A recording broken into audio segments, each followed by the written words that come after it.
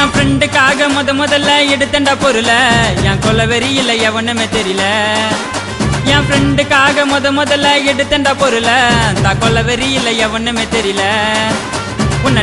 டார போட்டுடுவேன் கொக்கி சமால உன்னை டார போட்டுடுவேன் கொக்கி சமால மாமா மாத்த பாரு கொய்ந்த சாவுல